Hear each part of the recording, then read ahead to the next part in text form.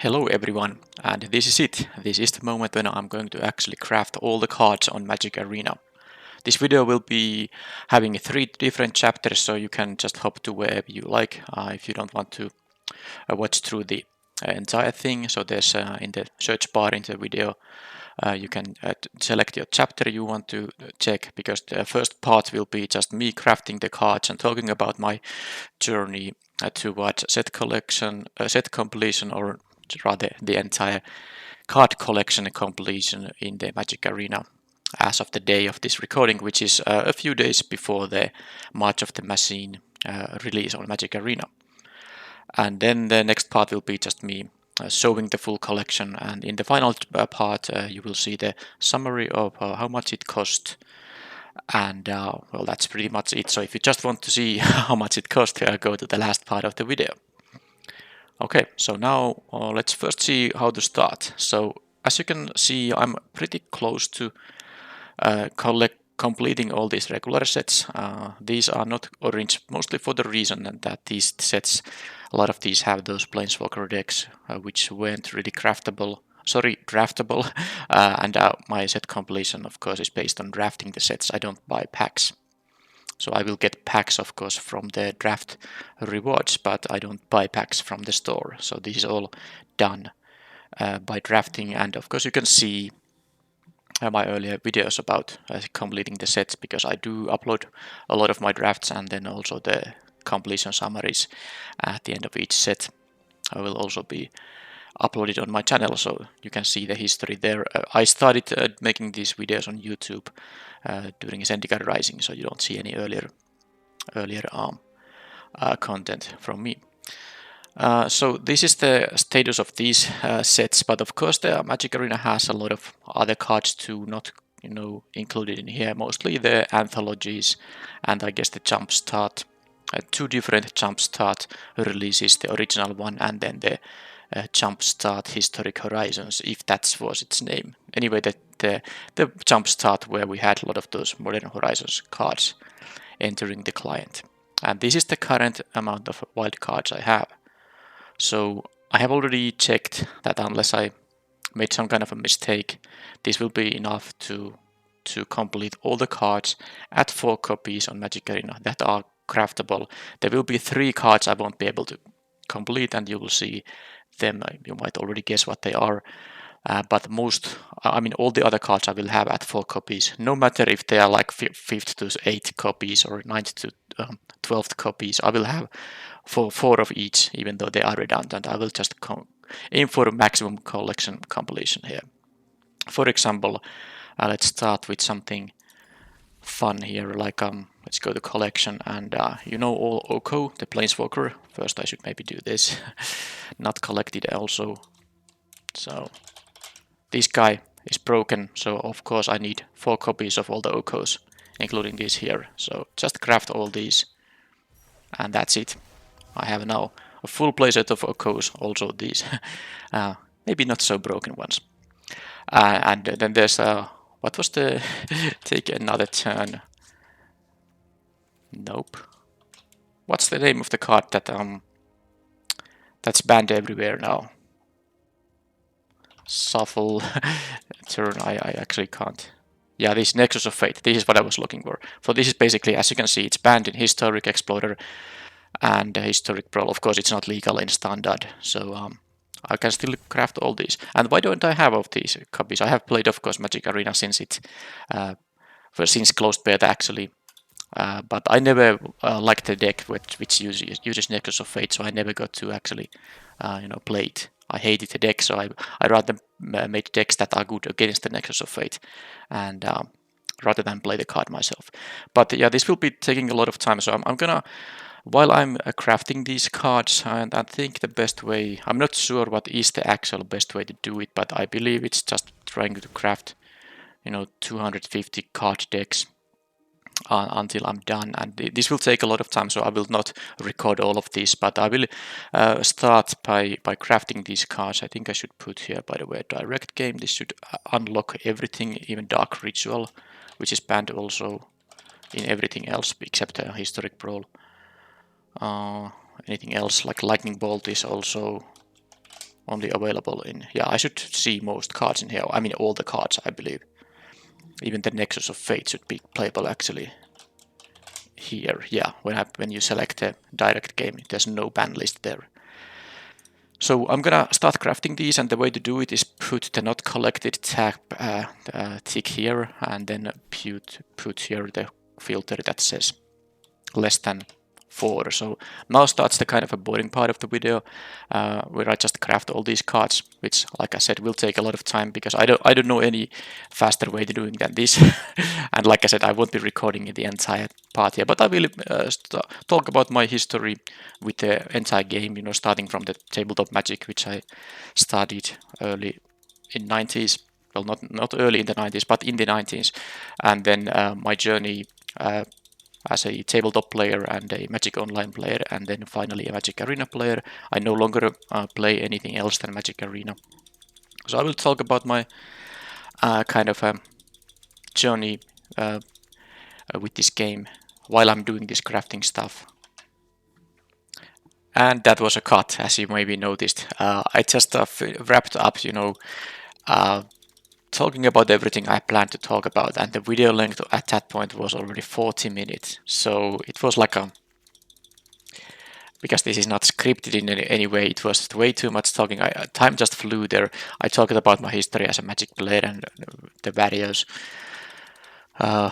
ways I've been playing this game, but it's just too much of a video length. I might have, I mean, if you're really interested in very detailed part of my Magic history, yeah, I can, you know, do it in some other platform, not with this video, which will be the kind of a highlight video of my channel from going forward.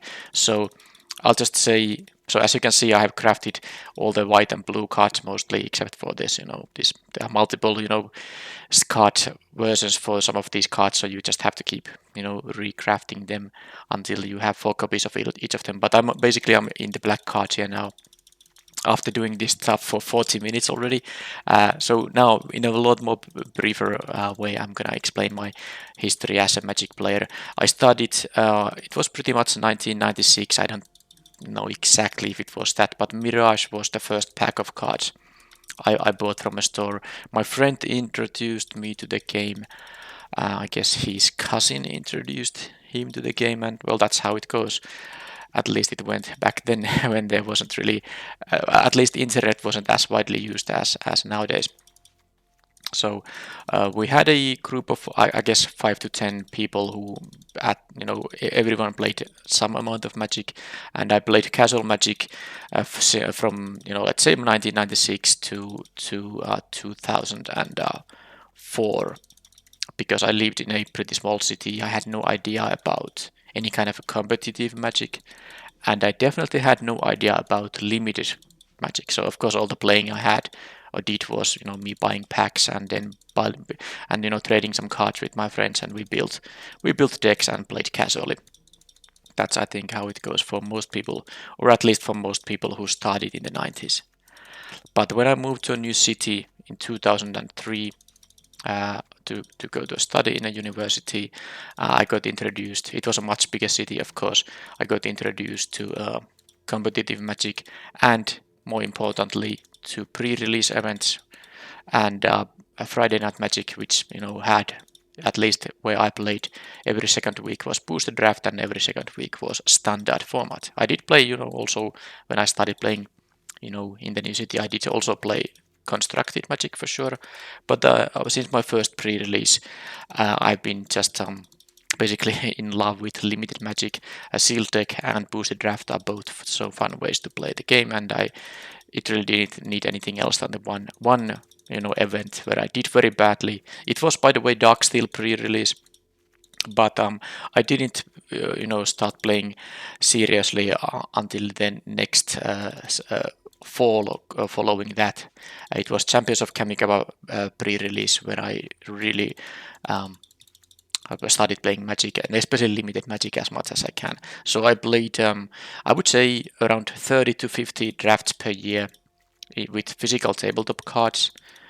And then I started also playing Magic the Gathering online when Ravnica block was there. And I played, the Magic Online is cool in the sense that it actually, at least the versions of the client I used, first before I continue, I should actually move back to, because this starts getting pretty laggy when you add like a 400 cards to the deck. So I just better go to here and have a new deck here, direct game, and again not collected, available, and quantity less than 4 is all the cards I wanna craft here. So I still have these Legion Conquistadors. That's because there's multiple versions of the card. I'm gonna get there eventually. So yeah, I started playing Magic Online, and Magic Online has the cool feature that it actually stores the draft decks on your hard drive, and I was able to, of course, check how many decks I had. Each deck was represented by one file, and I can say without lying that in a span of, let's say, 10 years, since 2005 to 2015, let's say roughly, I played close to 10,000 drafts on Magic Online. And that's from where the majority of my experience as a drafter comes. Despite I played in basically every tabletop draft that I could attend, I played in them, but that was still like 30 to 50 drafts a year. Still a good amount, sometimes multiple drafts a week, and usually at least 1 month, one draft per month. But still, Magic the Gathering Online was my main way of drafting and playing Magic.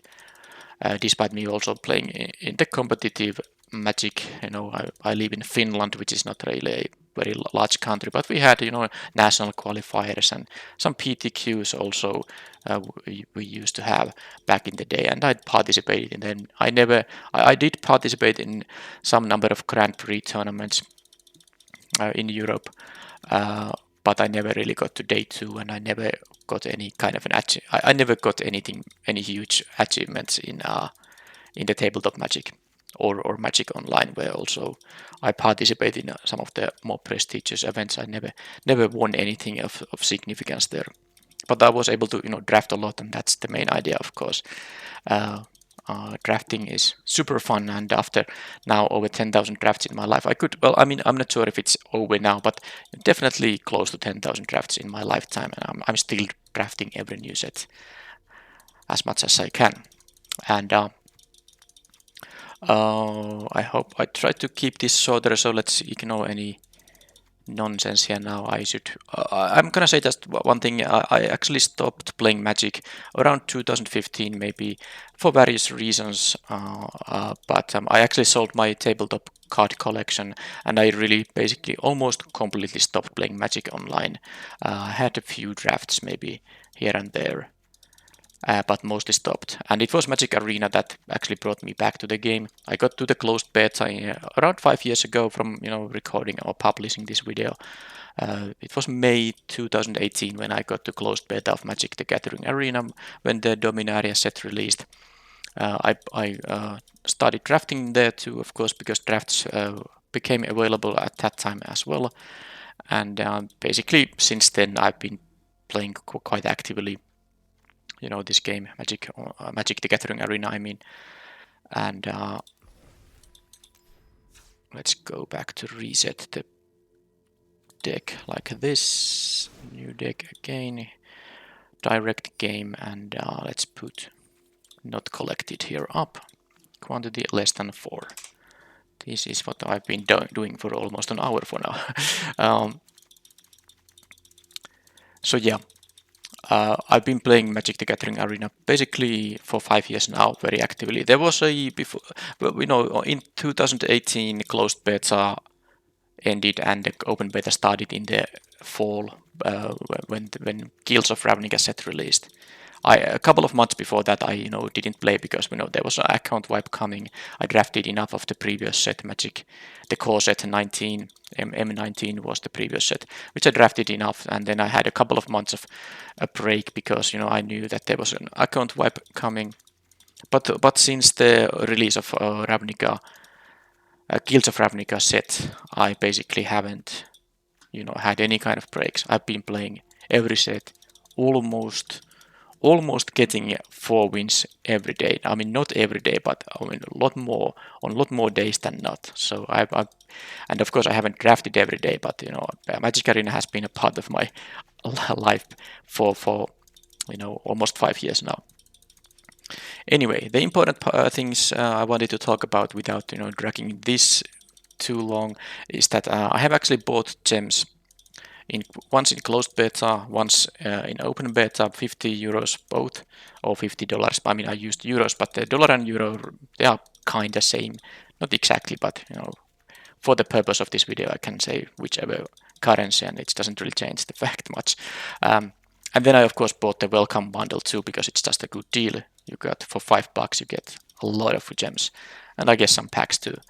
But the thing is that I actually started, because I bought those gems to be able to have a healthy buffer for drafting.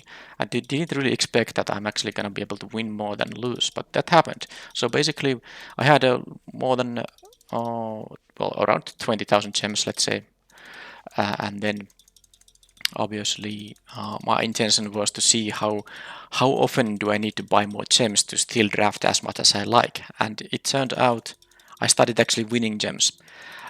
So as you can see, this 130,000 gems here, it's not because I have bought this many gems. That would be crazy. Why would you buy more gems if you have like already 20,000? You don't need more until you run out of them. But that never happened to me. So that was just how it went. I was able to maintain. I don't have any accurate records of the earlier sets of Magic Arena, but I have been able to maintain around a 65 to 75% match win rate in the best of 3 drafts that I've been mostly playing, and that's been enough to be able to accumulate gems. Basically, I've won more gems in the drafts than I have lost. By paying for the entry fee. That's how these gems have come, and that's also why it's possible for me to do this thing I'm doing right now. So as you can see, I still have this many wildcards left. I don't know how many I will exactly be having when I'm done, but we'll see very soon. But mainly, I have been able to complete the sets by drafting, which also means that I haven't needed to use the wildcard. So, because when I say I complete the set by drafting, that also means that not by using the wildcards I get from the prize packs, but so that the prize packs, when I open them, will complete the set. And I have for each set, since I started making these videos in Syndicate Rising, I think the first pack opening video might be for Kaldheim, I'm not exactly sure, but they are all on my channel, and you can see that I will open a pack so that I will have even the mythic rares at 4 copies, so that all the wild cards that I got from the packs, I was able to save them, so that's why I had such a massive amount of them. And okay, one more thing. So I have paid for these gems and these cards 105 euros total, and I still have I guess this is worth 650 euros / dollars of gems still on my account, so that's pretty cool. And I also won from one of the arena opens. I won $500, so I'm actually more than break even. I have actually netted money by playing this game while having all the cards and still this amount of gems for future drafts. So that's good stuff for me, I guess. And I think that most of that is thanks to my immense amount of drafting on the Magic Online client. That was really I drafted so much there that even though there's been definitely some evolution in terms of draft formats throughout the years, drafting now is not the same as drafting like 10 to 15 years ago in terms of how do you evaluate the cards, and synergy is more important here nowadays. I think there's a lot of differences, but still the main principles stay the same. And when you keep drafting at such a frequency than as I am now drafting nowadays, I still of course get to learn how things change and I can adapt. I'm not going to use the same kind of guidelines than I maybe used 15 years ago, but you can just of course adapt yourself when draft formats change as well. I'm not sure if I was intending to talk about anything else, but of course there's the comment section below the video. I will try will answer all the comments unless this somehow, if this video somehow becomes super, I mean, if there's like a more than like a few dozen comments, it's maybe hard to answer all of them, but I don't think that's gonna happen because my channel is quite small still. But I will try to at least answer all the comments you might have regarding this process and this video, of course.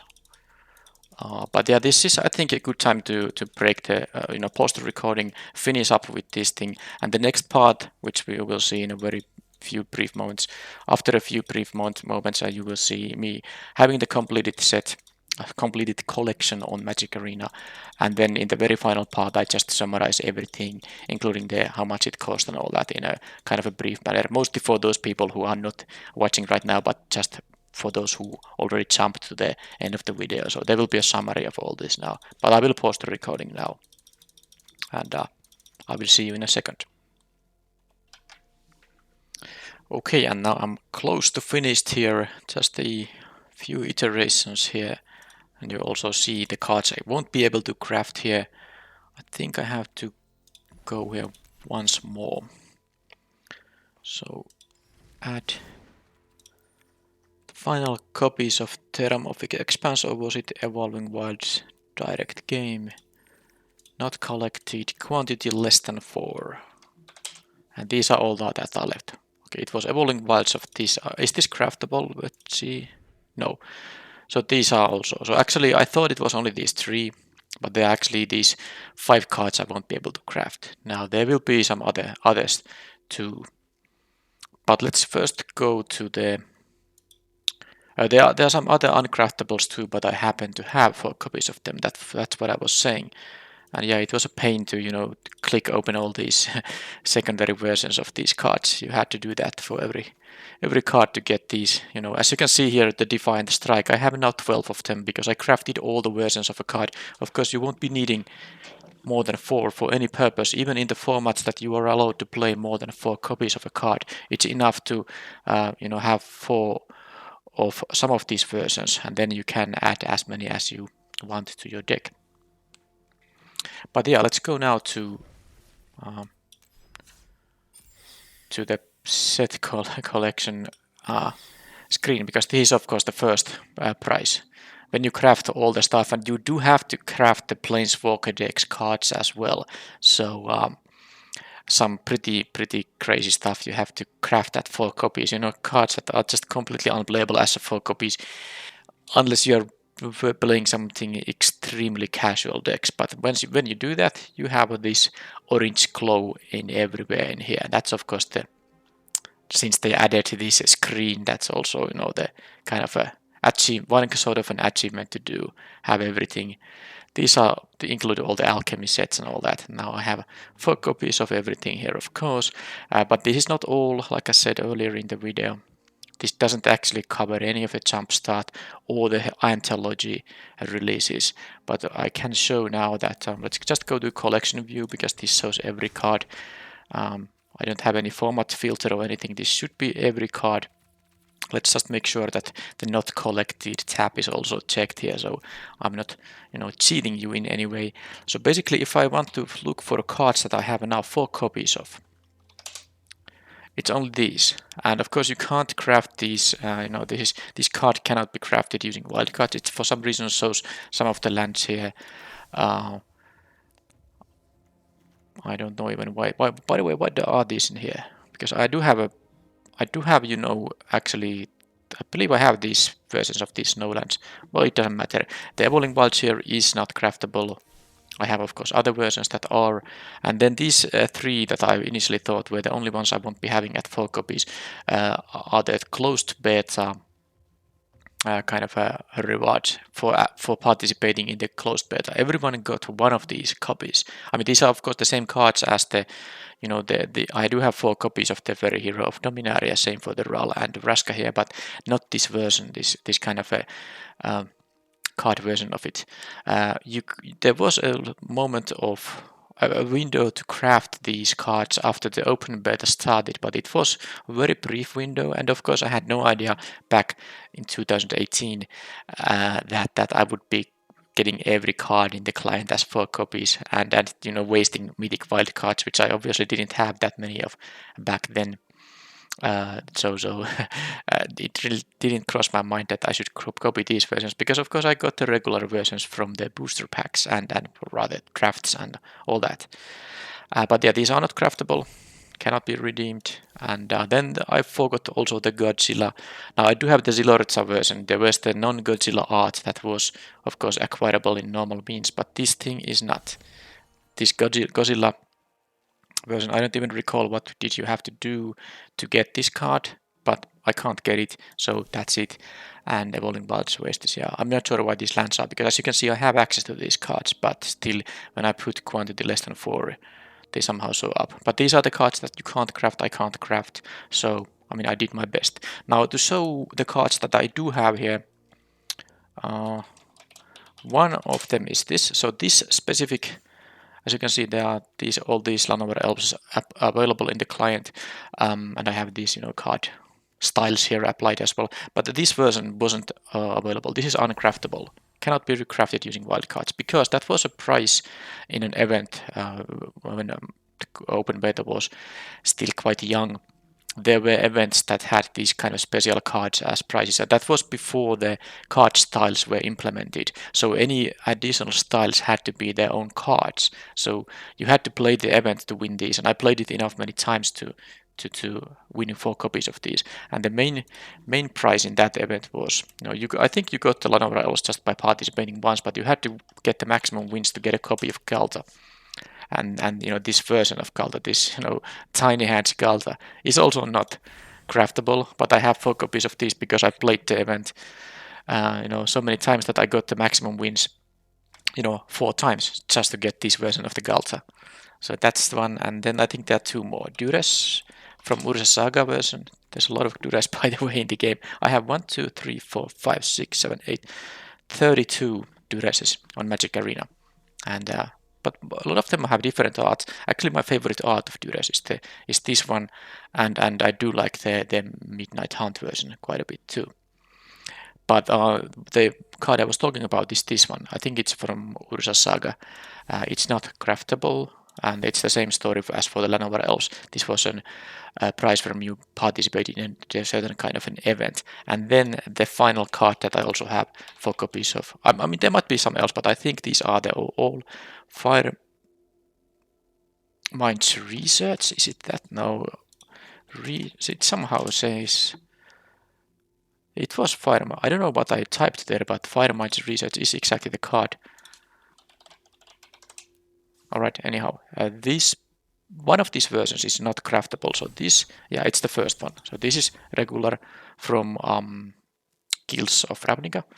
But this was also the prize from the event, not craftable, in which I think you had to win maximum number of wins in the event to get this. And I played it at least 4 times so that I got the maximum number of wins. So I have these, despite not being able to craft them, I still have 4 copies of them.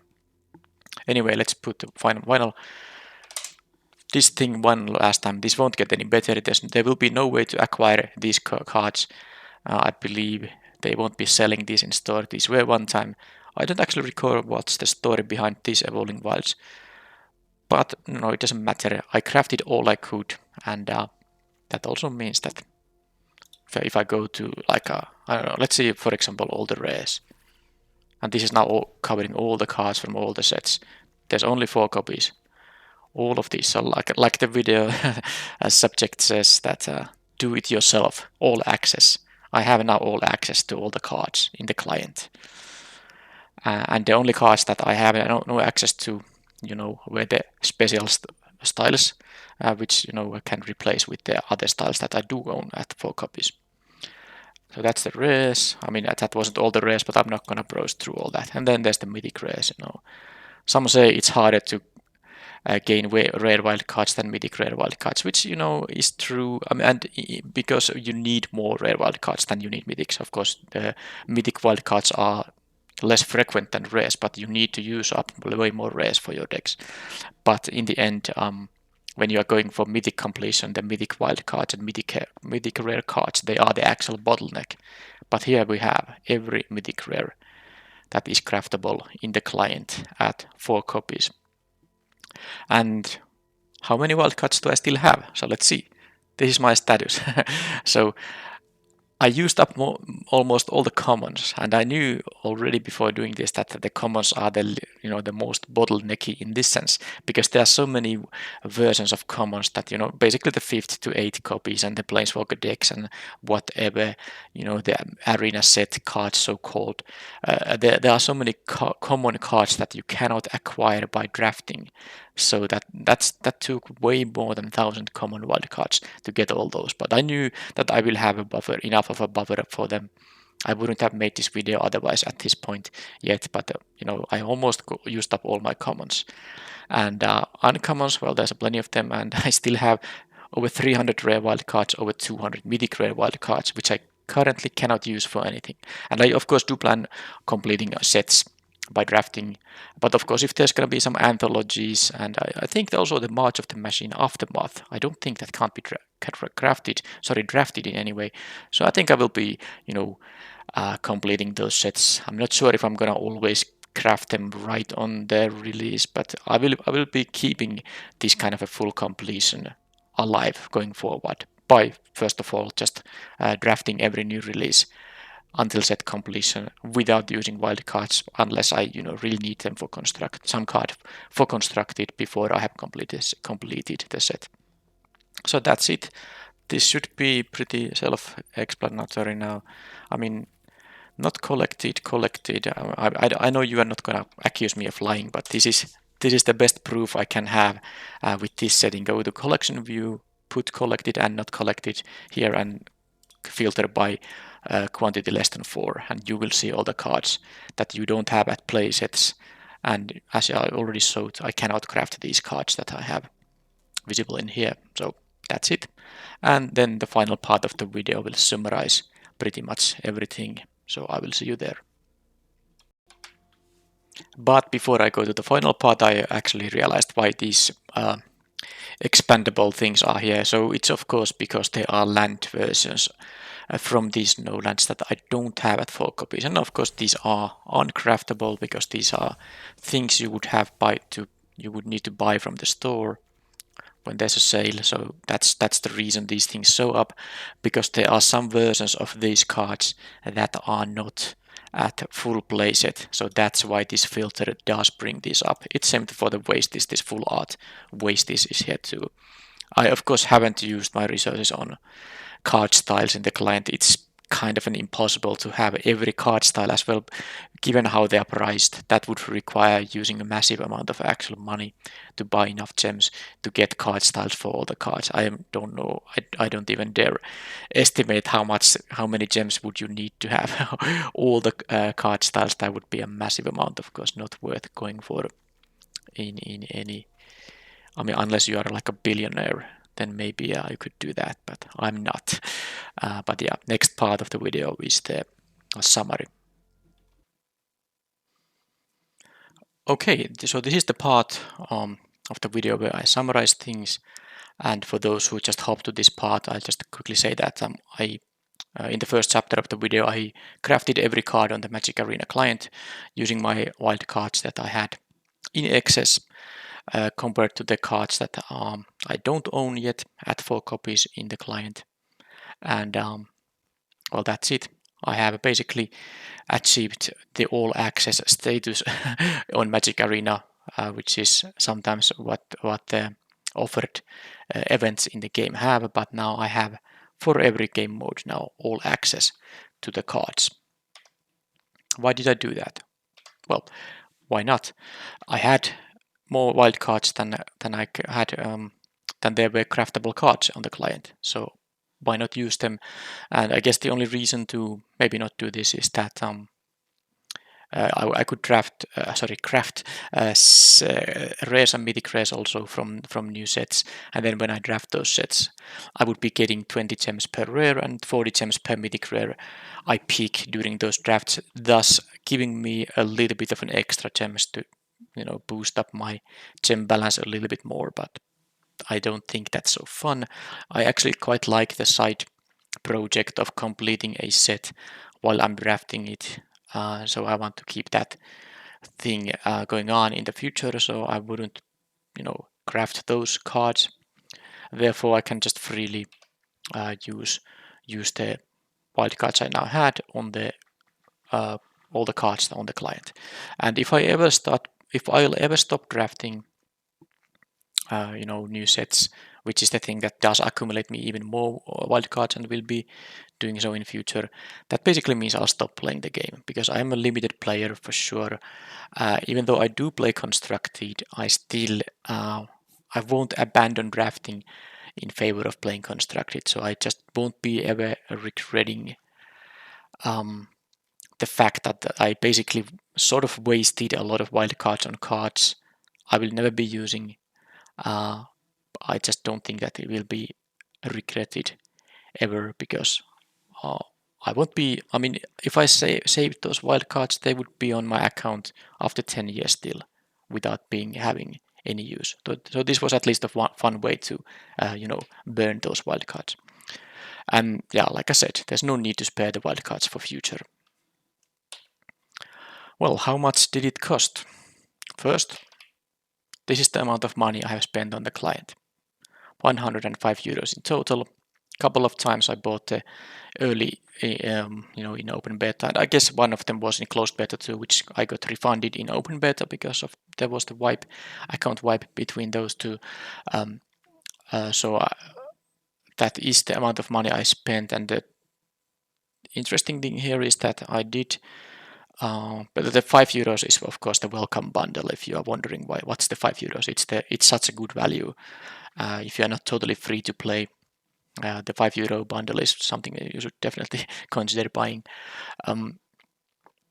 But I did actually, I needed to buy the second batch of gems because when open beta started, Guilds of Ravnica was the set, the first set in open beta, and I did draft a lot of that set, but I wasn't able to maintain my gem balance. I did actually start running out of the gems, and I thought it was fine because I drafted like dozens of times. The cost per draft was basically like less than €1, pretty sure of that, and that was definitely a good value for entertainment. I mean, I'm willing to pay for entertainment, obviously. So when Ravnica Allegiance released, I thought that okay, I should maybe I want to draft it. So I bought another bundle of 50 euros gems, so that was 9,200 gems. And I, of course, had the intention that I hope that it will last throughout the set until the next set releases, and then I maybe will buy another set of gems when the next set releases for drafting purposes. But after Ravnica Allegiance release, something weird happened. Well, I don't know if it's weird, but still, I started actually winning more gems in drafts than I lost. So first I had 10,000 gems. Couple of months after that, I had 20,000 gems. Couple of months after that, I guess it was War of the Spark at that point already, I had 30,000 and so on. And when new sets released, I just had more and more gems. And of course, I never had any need to buy more gems. Why would you buy gems if you already have like 50,000 gems on the account? You just don't have any reason to buy more gems at that point. So that's why I was able to stop spending money on the client because I just got enough draft winnings that my gem balance went up instead of down. Also, I have won once. I mean, at this point when this video gets published, hopefully I will win more in future, but at this point I have won $500 from an Arena Open once. It was the Cube Open December 2022. And of course, you can think that, well, while I have paid 100 euros, I have also won money. So as net, I have of course gained 400 euros. That's before taxes, because of course I have to pay income tax from the winnings and the purchases involved value added tax. But still, even if you take the taxes into account, I have actually gained more money compared to the alternative universe where I never even downloaded the client. I actually have more money now. So basically the answer to the question how much it cost was it didn't cost anything, and in fact I have more money than I would have had otherwise. That's not even taking into account that I still have this amount of gems on my account, which is $650 worth if you compare to the store prices. So that's pretty well, good for me, I guess, but that's just how it goes. I have enough gems to continue drafting in future without needing to use money. What made it possible then? Well, that's the fact. Doing traditional drafts at such a match win rate has allowed me to gain gems and therefore get the cards without any extra effort. And if that seems like a high percentage to you, well, it of course is very, very high. But if you go to 17lands.com analytics and click the leaderboard there, and then you can filter various sets by traditional drafts, you see that there's a bunch of people with these win rates, and I'm not even top 10 of any set, I'm pretty sure. I'm maybe at top 100, at somewhere in top 100, depending on the set, the exact position depending on the set, but it's not really, I mean, I'm not doing anything that's like a very rare. It's something that a lot of people who are, let's say, serious drafters can achieve. So that's how I did it, among other things, which involve playing at least 4 wins on a day on most days. It's just, especially with the mobile client, it's quite easy to do even if I'm not at home. It's something I never really feel pressure to do. I just, because at 4 wins you get 550 gold from the daily wins. It's quite decent amount of gold compared to the amount of time it takes. If you are in a hurry, you can still do it at some point in a day, or at least I can do it. Also, I don't buy packs or cosmetics, well, unless they are very heavily discounted, like some Yargle. I have at least a Yargle Opt because it costs, I don't know, 50 gold or something like that, of 100 gold at most. But yeah, I'm not wasting my resources on things I don't need. And of course, I don't need packs because I got all my packs that I need for set completion as a draft reward prizes. And also, I don't buy draft entries with gold. It's more expensive. It's 10,000 gold, but that is equivalent of 2,000 gems. But then again, you can use 1,500 gems on draft entries, which is of course 500 gems cheaper than the 2,000 gems option. So that's why I don't use gold on that. But of course, that means I will get all this gold. Where do I spend it? I spend it on Arena Opens and the occasional qualified play-in event. Nowadays, Arena Opens are always limited, and I'm always interested in a limited open. And sometimes the qualified play-in is also limited. Of course, I can use also my play-in points for them, but if I sometimes don't have the play-in points, I can still use gold to buy into those. And both of these events have gem prices. Of course, the Arena Open has also money prices, but that is the efficient way to use your gold, because with these events you get the 1:5 ratio between gems and gold. You don't get the the gold option doesn't cost more than the gem option, which is what happens in the regular draft queues. Okay, well, in terms of cost, of course, it took some time, but I want to say now first that playing Magic Arena is a joy to me. It's not really, I mean, it's something I decide to do on my free time because I want to do. So I don't really consider it a cost to play the game. But here is how it, here is still the time it took, because that's probably something that you are interested in knowing. So since September 2018, which is when the open beta started, I almost always have gotten the 4 wins a day. I think on an average in a given year, there's probably less than 10 days when I'm unable to log in for the 4 wins. So I'm almost always going to get the 4 wins, which means that I get to accumulate that gold, which I then can convert into gems using those 2 events I just talked about. And that's good for recouping some losses in drafts, because I don't always get to win in drafts, of course. Sometimes I lose. I have a bad losing streaks. So it really helps to have the gold around, which I can convert into gems, which will, offset some of the losses I face. And then, of course, there are 4 or 5 sets nowadays a year. There are 4 standard releases, and then it seems like a 5th one will be pretty normal now. Last year I had the Baldur's Gate Alchemy set. Now we will have the Lord of the Rings set, all draftable. And of course, there have been those remastered sets too, although I didn't really complete the Shadows over Innistrad remastered. There was only 4 weeks of time. It was never possible for me to do with drafts. It would have taken way more time than I had available. But still, that's a lot of sets that I'm planning to draft each year. And I do, well, it varies a lot, but I do around 50 to 100 or even more drafts per set. And the draft takes 1 to 2 hours. And let's not go there yet. And so you can do the math here. It's at minimum like 200 hours per year. It's probably closer to 500 hours per year. Could be even more than that. I haven't really paid any attention to that. But it's of course a lot. On average, you could say it's like a 1 hour to 2 hours a day. But here is a bit more accurate breakdown how it goes.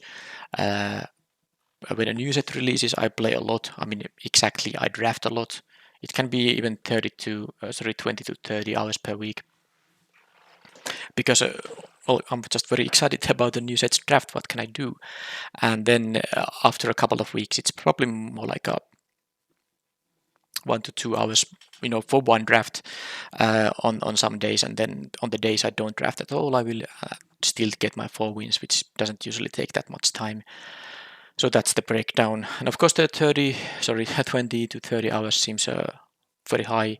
And it is, because I do have a normal job, 40 hours per week goes for that. But I usually just, plan my other other things so that when a new set has released, I don't have much else going on. So I have more times during weekend. I can even play for 8 hours, 10 hours on a Saturday after a new set has released, and then still a few hours each evening. It's not like after a work day I can't draft and do something else. So it's doable for me at least. But that's the breakdown how it usually goes for me. And then what was the wildcard consumption, especially if you didn't watch the earlier part of the video. Before I crafted those cards, I had this amount of wildcards of various rarities, and that is. And why did I have this many of them? Well, I just never need to use my wildcards when I complete sets by drafting, and of course when I open the prize packs, which is from 200 to 300 per set, depending, roughly somewhere between those two numbers. I will of course get all these wild cards that I won't be needing to craft any cards, because I already got the cards from the drafts and the packs themselves.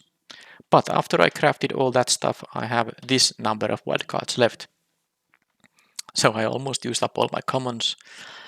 But the funny thing here is that I still have over 300 rare wildcards, over 200 mythic rare wildcards that I can't even use on anything, because I literally crafted every card I can at 4 copies. So those are totally useless right now. But what can I do? I mean, they are wildcards on my account. I guess I'll just use them on new releases that involve non-draftable cards. And then why do I have so many, or let's say why did I have so few uncommons and commons versus rares and mythics? Because of course you do accumulate common and uncommon wildcards faster than rares or mythics. Well, that's simply because sometimes I have boosted my vault progress by crafting all the commons and uncommons from a new set, so that when I start drafting the set, all the common and uncommon picks go to my vault, which awards me rare and mythic rare wildcards, which I don't exactly need, but I still felt that they are still slightly more valuable than the lower rarity wildcards. So that's what I have been doing in the past. I guess if I never did that, I would have several thousand common and several thousand uncommon wildcards instead of the amount shown here. And yeah, okay, I was supposed to show that, but I just talked about this. I have occasionally crafted new cards for World Progress. What then? Well, I continue as normally. This is not really end of anything. I just finally got to do the crafting thing. So I will continue complete sets by drafting. Nothing is going to change in that regard. And I will be now also crafting cards from the releases that involve cards that won't be obtainable during drafts. And I will aim to keep the full collection now, especially as you just saw that I have a nice amount of excess wildcards. Well, maybe not the common ones, but other rarities, and of course the commons. I will be getting those commons when I keep opening packs, prize packs. But yeah, it will depend on the release rate of non-draftable sets in the future. Of course, there might be a change in that. There will be a March of the Machine Aftermath, which I don't think involves cards that can be obtained from a draft. So those have to be crafted because I'm not, of course, going to buy the packs. That's just not what I need to do. But I aim to keep the full collection going forward. So if you are looking at this or watching this video from future, I have at least tried to commit to keeping the full collection status going forward. Final thoughts. This goal has been on my mind, I guess, for around a year because of this reason. I realized I actually accumulate wildcards faster than new undraftable cards get released. So of course new cards get released all the time, but since I do complete fully all the sets that are draftable, which is the majority of the cards that get released are draftable, so I don't have an issue with that. And then I just really just noticed that what do I do with all my wildcards? Now it could be cool to just keep accumulating them. Maybe at some point I would have 10,000 rare wildcards, and that could be a nice thing to brag about. But I'd rather brag about having all the cards in the entire client. And then this is also a sort of a 1,000 subscribers celebration. I hit about 2 months ago 1,000 subs on this channel after having it up for over 2 years. So it has been slow but steady pace of getting new subscribers, and I wanted to also kind of celebrate it in this way, if you can call it that. I mean, there's nothing for you guys to celebrate, but there's something for me to celebrate. So I did this also as part of that. And speaking of which, if you are interested in exactly best of 3 draft content on YouTube, please subscribe and come see my videos and maybe see some of my earlier videos if you are interested in that. I do play mostly best of 3 draft. It just is the preferred mode for me. I like the sideboarding, and I like that the starting hands are not modified by the algorithm, giving an unnaturally high rate of very decent hands in terms of land count. I like the variance, the lack of variance. I mean, in one way, best of 3 has more variance because the starting hands are more wild. You have to mulligan more often. But then again, the best of 3 match structure itself decreases the variance because you have to win 2 times per opponent in order to win the match. So that's also what I prefer to have. But mostly the sideboarding is, sometimes it's something I don't do at all. It really depends on the deck and matchup, but sometimes sideboarding can drastically change your deck, and it's very important part of the strategy and overall tactics of the game to be able to sideboard better cards for a specific matchup, and that does apply for limited too, not just constructed. But yeah, all that said, if best of 3 drafting is interesting to you, I will get videos usually published once every 2 days at minimum. I haven't been able to do that in the last couple of weeks. I'm of course talking about from the moment when this gets published. All this is nonsense if you are watching this video from future, but anyway, I aim to get 2 videos one video every 2 days published. So it's a rather frequent rate of uploads, I would say. Nothing compared to like Numot Tenami, who is, I guess full-time drafter or something like that, which I am not. So I'm not kind of getting that frequency of drafts up, but still a fairly high number of them. And I do explain all my picks and plays, and as you have been seeing, I have a fairly decent win rate. So if you are interested in kind of high quality drafting content, I hope I qualify as such. So yeah, hit the subscribe button if you feel like it's something you could be watching in future. And that's it. Thank you for watching this video or any part of it. I do hope you will come back to my channel, and for those who are watching this video, right when it has been published, there will be much of the machine release in a couple of days, and of course it will be exciting to see a new card type in limited battles. How do they how do they affect your decisions during gameplay? I think they are very nice, because sometimes you of course want to hit the battle, sometimes not, and there's some strategical tactical depth added to the game, and of course that is very nice addition in my opinion. But that will be my next video. My first MOM draft will be the next video, so I will hope to see you there. Thank you for watching, and bye bye.